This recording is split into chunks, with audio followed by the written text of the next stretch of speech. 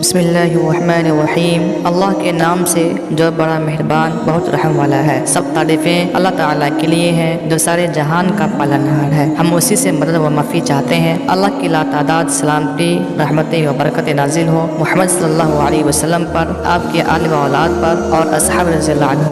بسم اللہ الرحمن الرحیم۔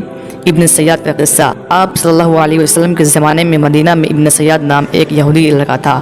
آپ صلی اللہ علیہ وسلم کو اس کے دجال ہونے کے بارے میں شک تھا، اس لیے ایک دفعہ آپ صلی اللہ علیہ وسلم نے اس سے فرمایا، کیا تو گواہی دیتا ہے کہ میں محمد اللہ کا رسول ہوں؟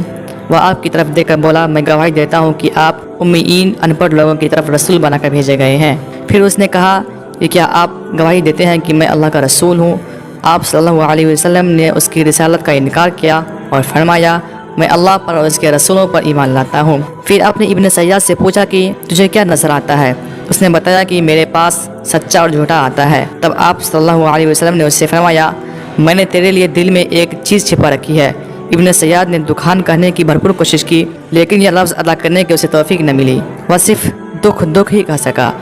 آپ صلی اللہ علیہ وسلم نے فرمایا، پھٹکارو تجھ پر، تو اپنی حیثیت کے آگے نہ بڑھ سکے گا۔ حضرت عمر رضی اللہ عنہ نے عرض کیا کہ مجھے اجازت دیجیے کہ میں اس کا گردن اڑا دوں۔ آپ صلی اللہ علیہ وسلم نے فرمایا، اسے چھوڑ دو، اگر یہی دجال ہے تو تم اسے نہیں مار سکو گے، اور اگر یہ دجال نہیں ہے تو اسے قتل کرنے سے کوئی فائدہ نہیں۔ ابن سیاد کا دجال کا پتہ بتانا۔ ابو سعید خدری رضی اللہ عنہ کا بیان ہے کہ ایک سفر میں جب ابن سیاد ان کے ساتھ تھا، اس نے کہا، ابو سعید، لوگ میرے بارے میں جو بات کرتے ہیں اس پر میرا دل چاہتا ہے کہ کسی پیڑ سے رسی لٹکا کر خود کو پھانسی دے لوں۔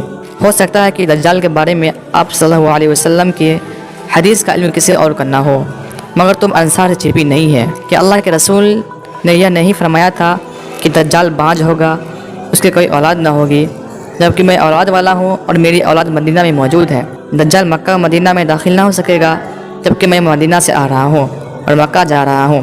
ابو سعید رضی اللہ کہتے ہیں کہ میں اسے معذور ماننے ہی والا تھا کہ وہ پھر بولا، اللہ کی قسم، میں اچھی طرح جانتا ہوں کہ دجال کہاں پیدا ہوا اور اس وقت وہ کہاں ہے۔ دجال پیدا ہو چکا تھا۔ ابو سعید رضی اللہ کہتے ہیں کہ میں نے کہا، تمہارے لیے ہلاکت و بربادی۔